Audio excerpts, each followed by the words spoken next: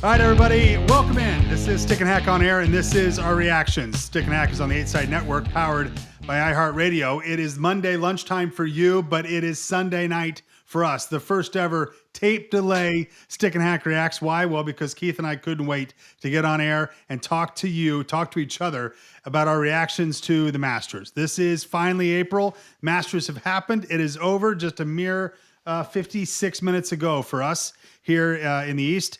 And, Keith, the Masters is really the only topic today. We react typically to the PGA, LPGA, the Del Webb Classic, and the Ponte Verde Challenge down there. All those things, right? That's typically what we do. We do. Today, Fair. we are reacting only to the Masters. Keith Stewart from ESPN Radio, host of the Pro Show, and Read the Line. I'm Adam Grubb with Stick and Hack. And let's react now to the Masters.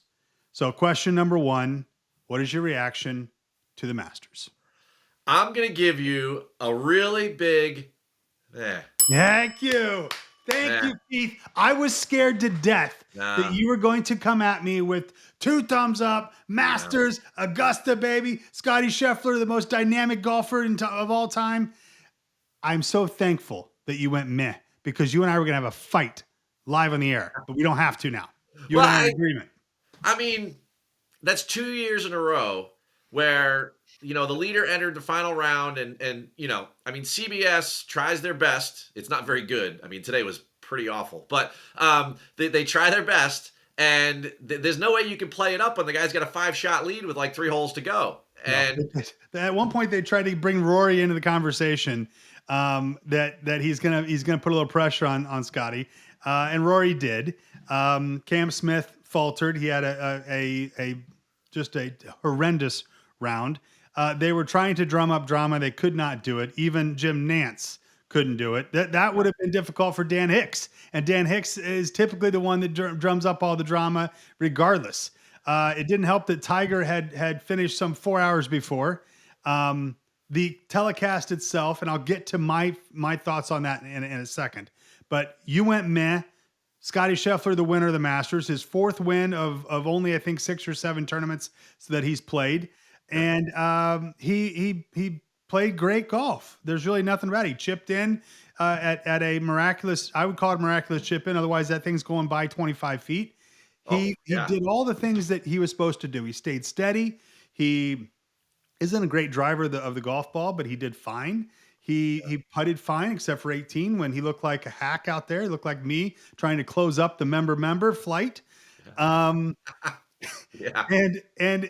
But overall, the Masters were great until, ironically, Keith, the last 4 to 7 holes. Typically, when I watch, I didn't care at all. I don't know and honestly, I didn't care today. Again, tape delay. This is the Sunday night, but I didn't watch the much of it. In fact, I went to dinner and I watched it on my phone, kind of, because it was over.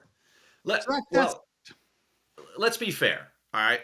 If you were Randy Smith or Scottie Scheffler or his wife or the family, obviously big thumbs up for them. They've done some great things. Good for you, Scottie. You won the Masters. But outside of that, the whole experience and the buildup with Tiger and everything, and where we were on Monday versus where we are now, talking 6 days later, the people watching are going to get more out of this reacts than they are going to get out of that Sunday back night. Let's hope. We better kick it into gear. All right. I know for a fact they will. Let me ask you this, Keith. Okay. Rory McIlroy, your reaction to his play, a little too late. However, he looked all of a sudden like he had a little fire back in his belly. He looked like a golfer out there. He looked like somebody that wanted to win the green jacket. And unfortunately, he ran into he was 6 or 7 shots back, way too late. But your reaction to Rory McIlroy coming up when it counted, but he did raise his payday a bit. Hey, I tell you this much, in the last 7 Masters that Rory's played in, he has 6 top 10s out of him. Okay, so that's pretty good. That's damn good. More than half of them are backdoors, and you don't want to be known as backdoor Rory. You know what I mean? Like, that's just not good. So, I mean, at the end of the day, I hit him heavy this morning. I live bet him to top 10. He was just outside the top 10, and I knew he was going to have a good round. I figured he'd shoot, maybe high 60s. I didn't know that, nobody knows he's going to shoot, 6 birdies and 1 eagle and shoot 64. Congratulations to Right. him and all that he did, and the show that he and Colin put on 18. Fantastic. 2 great That was great. ambassadors for the That was game. great. But at the end of the day, Rory, like a Colin, like a couple other guys, and we can get into this right now, but if you and I went back to December 31st, 2021, and we looked at the top 10 players in the official world ranking, okay? We'll go over them real quick. Rahm, Morikawa, DJ, Cantlay, Bryson, Xander, JT Hovland, Rory, Usti, okay? Louis. Not one has won all year. Not one. And that's all we would have talked about were those 10 guys. Yeah. And we sit here done with our first quarter earnings, okay? And in 14 weeks, we've had 2 guys win 6 events now? Yeah. 4 by Scheffler and 2 by Smith, and both of which were outside the top 10. It's a very interesting year that we've got going here, and I love the way that it's building, but I don't know. What do you think about that? Those 10 guys. It's not just Rory that has a lot of questions to answer. I don't love how it's building because the reason I don't love how it's building is because if one of those top 10 were winning 4 out of the 6, and it was one of those guys that we have known forever, and they are those big personalities of golf, Johnson notwithstanding, anybody else, that's a story. Rory wins again, wins the Masters. Right, all of those things. Even Bryson, that idiot who owes me $50 because I put him on my stupid draft team. Who? Okay. Who? Who? I don't love. And this is as a casual golf fan, Keith. So you have to give me that. I'm not ecstatic that Scottie Scheffler is winning every week. It just doesn't make for good theater. Doesn't make for good story. It doesn't really matter to me. I love his play. He's a great dude. I'm sure. I've never had the chance to break bread with him, but I assume that he's an incredible guy.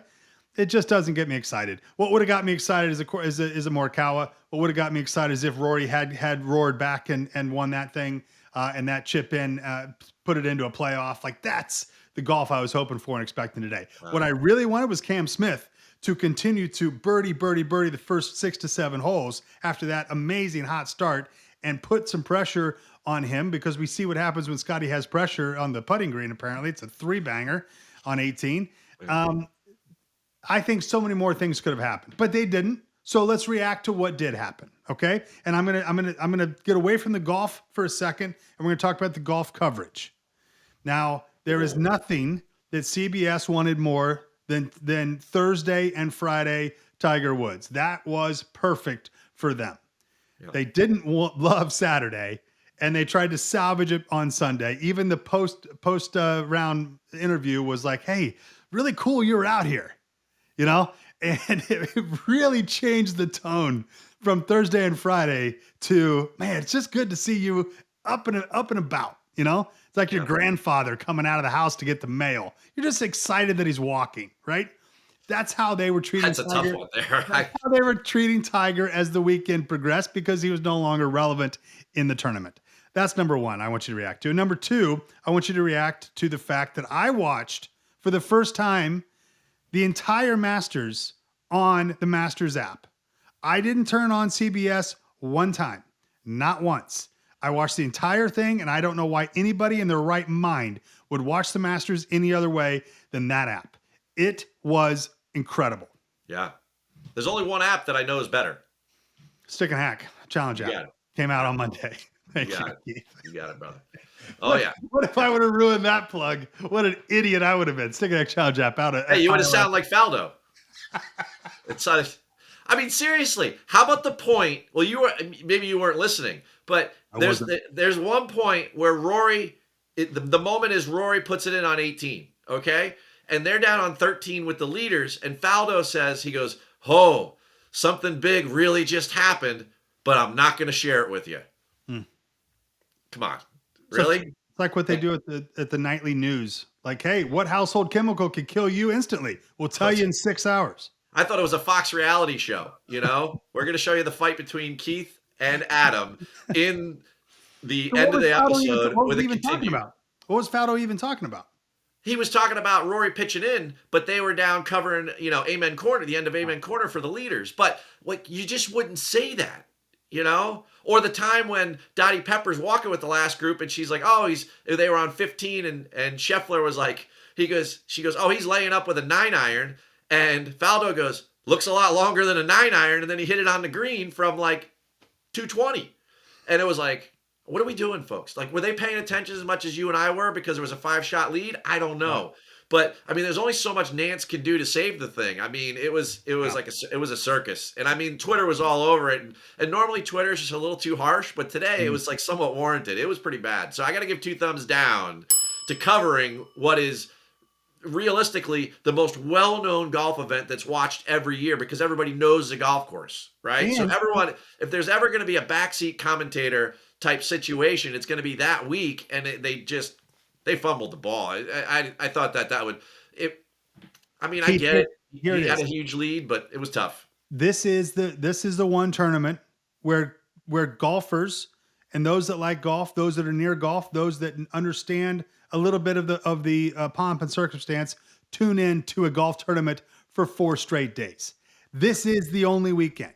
And if your A team isn't your A team and you're not rocking and rolling every single thing on your broadcast, I don't know what we're doing. I know that we follow the leaders and that's great, but watching it on that app, I had the power. I was my own remote control production truck in my house or at the Texas Roadhouse where I was at dinner watching the damn thing, right? Because I could watch whatever I wanted to watch, and the featured groups were great. I got to watch Tiger most of the weekend. I got to watch whoever I wanted to watch whenever the first tee time went out. I was watching golf. And if you're watching the Masters on anything other than that app, then I don't know what to tell you. You fumbled the ball. Yeah. All right, so now let's go next and let's react to Tiger. Okay. So we've got the Master Tournament. Meh. We've got coverage and on broadcast coverage, and I don't even know ESPN Plus. I have no idea what they did. I'm sure it was crappy too. The ESPN Plus does a great job of PGA Tour Live. I'm not plugging that, but I'm just saying if you don't have that week in and week out, you're missing out. They have 4 channels. They're doing, I mean, the Masters is unlimited funding and they put it all together. They only have to do that 1 week a year. Right. ESPN Plus was just stealing the stream, or, they were using the stream because they were the broadcast partners and they were putting it out. So it was fine. It was just, the secondary feed from the Masters. Yeah. But week in and week out, PGA Tour Live is pretty solid on ESPN Plus. I got to give them credit. It's way better than it was a year ago with NBC Sports. Way better. Way better. And I had it then, and it was crap then. So that was what I was anticipating. So all right, so let's move to Tiger then. Tiger, and love him or hate him, and there are people that don't like him and hate that he gets coverage and hates that we're watching him on a Sunday when he is +7 or +8. Why are we watching this? We wouldn't watch anybody else there. Your reaction to his play, your reaction to his ability to get through 4 rounds, to make the cut, the coverage, the Tiger mania that was at Augusta, warranted, yes, no. The word hero was thrown around a lot. I think that's ridiculous. But I love Tiger, and I still thought, okay, we know the Tiger of old. We know what happened. We get it. He's out here now. Let's just concentrate and let's just watch him golf, and then let's be done with it. That's how I felt. Keith? I just need your reaction from back in January, December when I said he was going to play the Masters. I don't know how I knew you were going to do this. I knew you were going to turn this around into some Keith prognosticator was right yet again. I've told you that you are the smartest person on this show. I don't know what else you need. I really don't. Yes, you said he was going to play. You were right then. You're right now. We're all very impressed. Can we move on possibly to the reaction of his actual play? Your reaction, sir. Oh, I mean, this I'm going to give 1 thumbs up to. All right. Obviously, the Tiger fans that we all are would love to have seen him play better. But the fact that he did play and the fact that he was humble enough to say, hey, me playing 4 rounds here this week was a big deal to me. It wasn't like I needed to be a top 10 to make it a successful week. He admitted that, it was great that he was here. And, the fact that he teed off and he had worked so hard for a year in order to get back.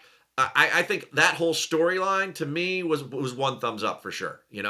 I enjoyed that. You could obviously see that he was not in, the only truth I think that Tiger's been telling us about how ready he was to play came about over the weekend where he really looked tired.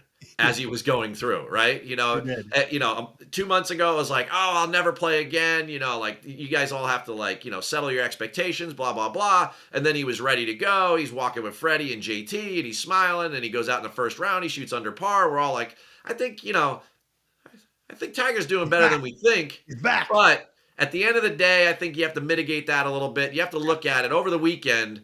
And it showed up in his short game and his touch. That was the rustiness. But he looked tired. He looked tired. He looked really tired. Tiger looked tired. He looked fatigued, and Yes. he doesn't look fatigued. He just has never, even walking off 18. I mean, the limp was very, his gait was pronounced. But Yeah. I have to say, I got very, and I can understand why the Tiger haters can't even stomach watching the coverage, because after a while, you just wonder, is anybody not know what's going on? Why are we repeating this time and time again? Why are we still saying these things, right? It just, it got me like, oh, I actually didn't care towards the end. And that's frustrating me. I'm glad he's out there. There's a great story Thursday and Friday. Now let's see him play golf. He's not playing well. Why is that? Let him get it. He did look by 14. He looked like he just wanted to get to the clubhouse and get that ice bath. That's all he wanted. It's well, Keith, look, the Masters is always one of the greatest weekends of the year for golf. It's one of the greatest. It really kind of kicks off spring. We had the opening day of baseball. We had the opening day of Masters. We have the spring has sprung in the Midwest and in other areas of the Northeast. Golf is back. This is a great time of year. My allergies are at full bore. Everything is working, right? However, this Masters didn't bring me the same, oh my God, what a tournament that they typically do. But hey, you can't all be winners. And if this show is any indication of that, I don't know what to tell you. But they can't all, sir, be winners. You know what? We've been on a pretty good streak, my friend, with all the drama that's been going on in golf in the first 3 months of the year. We have another major in a month, the Stick and Hack Challenge, and then the PGA Championship. So, I mean, at the end of the day, right? And to all the Tiger haters, guess what? Yeah. You won't see or hear from that guy for a month. So right. He'll be gone. He'll be like Kaiser Soze. He's gone. He's in the wind. So this is an interesting stat that I thought was complete BS when I heard it the first time. I couldn't even fathom the math that he hadn't played an event, or hadn't played a PGA event in 586 days or 530 days, and I'm like, how is that even possible? 509. Okay, yeah. I couldn't even. And then they tell me that the last one he played was the Masters. Yeah, the November one, the DJ one. Yeah. In 2 years, he's played 2 tournaments. They've both been at Augusta. What a life. Good for you, Tigray. Proud of you. That's Keith Stewart, everybody, from ESPN Radio. Check him out on the Pro Show or go to readtheline.com and get his betting tips and ideas. I'm Adam Grubb from Stick and Hack, and this is Stick and Hack on Air. This is our weekly reaction to the PGA and LPGA and the 8 Side Network, powered by iHeartRadio. You guys, this is Sunday night for us. It's Monday for you, so don't tell us what happens. I'm sure it's great. Keith, thank you. Good to see you. Hey, Team Scheffler, congrats. That's pretty good. All right, everybody. You be good. Take care.